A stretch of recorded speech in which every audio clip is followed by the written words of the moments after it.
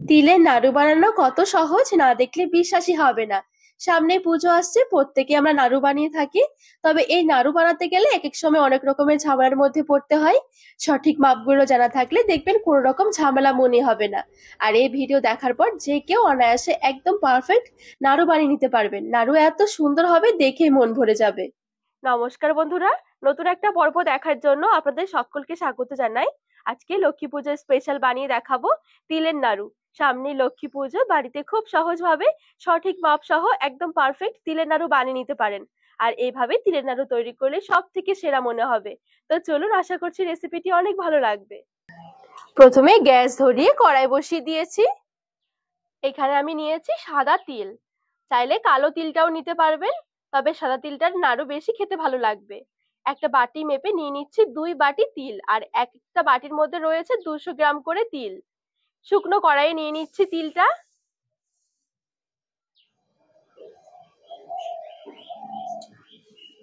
এখানে আমি নাড়ু তৈরি করছি 400 গ্রাম তিল দিয়ে।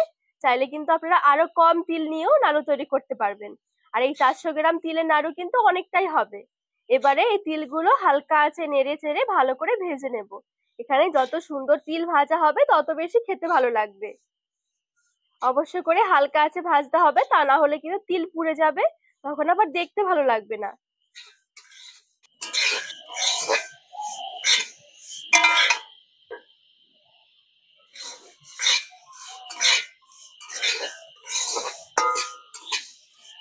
তিল যখন ভাজা হবে তখন দেখবেন খুব সুন্দর সেন্ট বেরোতে থাকবে। আর তিলটা দেখুন ভাজতে ভাজতে একদম হালকা একটা কালার এসেছে। খুব বেশি লালচে করে ভাজা যাবে না। এখানে তিল ভাজতে 3 থেকে 4 মিনিটের মতন সময় লাগবে। আর তিল ভাজা হয়ে গেলে দেখবেন নিজেরাই বুঝতে পারবেন অনেকটা ঝরঝরে হয়ে যাবে আর অনেকটা মুচমুচে হয়ে যাবে। এবারে গ্যাসের আঁচ থেকে আমি তিলটা নামিয়ে নিচ্ছি।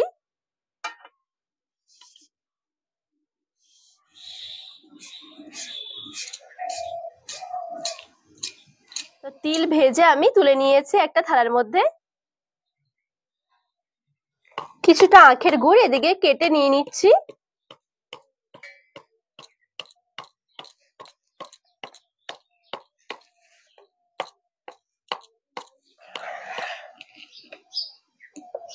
এই বাটি মেপে আমি নিয়েছি 2 বাটি তিল। আর এই 2 বাটি তিলের জন্য আমার 1 বাটি লাগবে গুড়। গুড়টা একটু বাটিতে মেপে নিচ্ছি।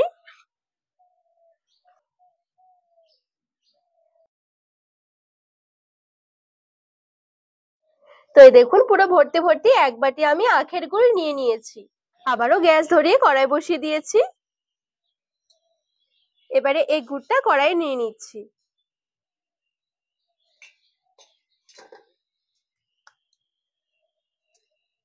আর হাফ বাটি দিয়ে দিচ্ছি জল। ভালো করে নেড়ে ছেড়ে গুড়গুলো গলিয়ে নেব আর গুড়ের রসটা একটু ফুটিয়ে নেব।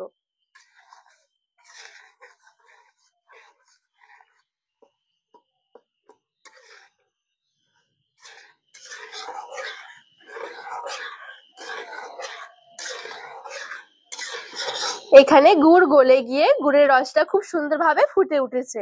এবারে এই গুড়ের রসটা পাক দিয়ে দিয়ে একদম ঘন করে নেব।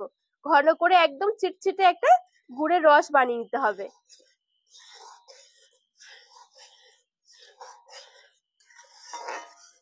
এর মাঝখানে আমি দিয়ে দিচ্ছি একটু এলাচের গুঁড়ো।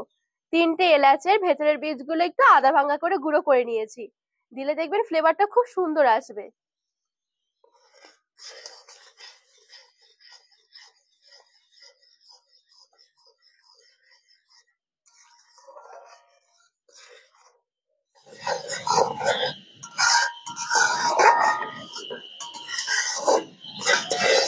গুড়ের রসটা পাক দিয়ে দিয়ে আমি অনেকটাই ঘন করে নিয়েছি। যখন একদম ঘন হয়ে আসবে তখন দেখবেন এরকম ঝাঁক হতে শুরু করবে। রসটাও দেখুন অনেকটা মোটা হয়ে গেছে। এ পর্যায়ে একটু চেক করে দেখিয়ে দিচ্ছি। এই দেখুন খুব সুন্দর দেখবেন তার হতে শুরু করবে। তাছাড়া একটু জলের মধ্যে দিয়েও চেক করে নিতে পারেন। এই দেখুন খুব সুন্দরভাবে কিন্তু গুড়ের রসটা একদম নিচে বসে গেছে। এটা দেখবেন হাত দিয়ে এরকম সরালে খুব সুন্দর জড়ো হয়ে যাবে। এই দেখুন।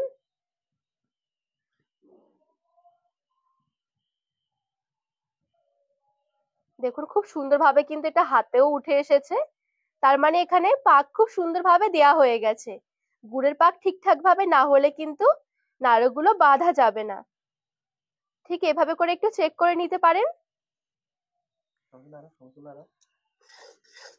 এবারে আমি গ্যাসের আঁচটা বন্ধ করে কড়াইটা নামিয়ে নিচ্ছি।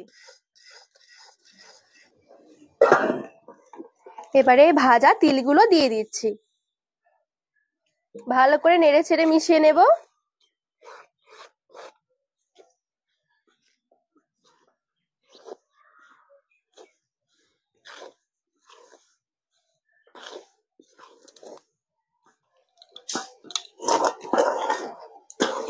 ভালো করে নেড়ে ছেড়ে মিশিয়ে নিয়ে কিন্তু নাড়ুগুলো বেঁধে নিতে হবে। তো এই দেখুন খুব সুন্দরভাবে আমি এখানে একদম মিশিয়ে নিয়েছি। হাতের মধ্যে অল্প একটু ঘি মেখে নিচ্ছি।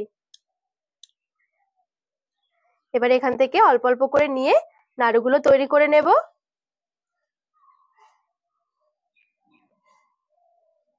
একটু গরম থাকতে থাকতে নাড়ুগুলো বেঁধে নিতে হবে। ঠান্ডা হওয়ার সাথে সাথে দেখবেন নাড়ুগুলো একদম শক্ত হয়ে যাবে।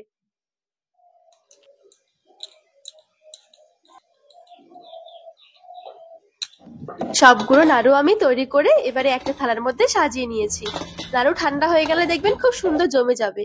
আর এই নাড়ু কিছুদিন আগেও কিন্তু বানিয়ে রাখতে পারেন। সামনে লক্ষ্মী পুজো আসছে, লক্ষ্মী পুজোর সময় কিন্তু আমরা প্রত্যেকেই নাড়ু বানিয়ে থাকি। এইভাবে একবার দেখে নিলে কি যে কেউ একদম পারফেক্ট ভাবে নাড়ু বানিয়ে নিতে পারবেন। এত সুন্দর নাড়ু তৈরি হবে দেখবেন, দেখে মন ভরে যাবে। আর এই নাড়ু খেতেও দারুণ লাগে। বানিয়ে রেখে দেবেন, অনেকদিন পর্যন্ত ভালো থাকবে। তো বন্ধুরা, আজকে এই নাড়ুর রেসিপি আপনাদের কেমন লেগেছে অবশ্যই কিন্তু কমেন্ট করে জানাবেন। আর রেসিপি ভালো লাগলে চ্যানেলটিকে সাবস্ক্রাইব করে পাশে থাকার অনুরোধ রইল।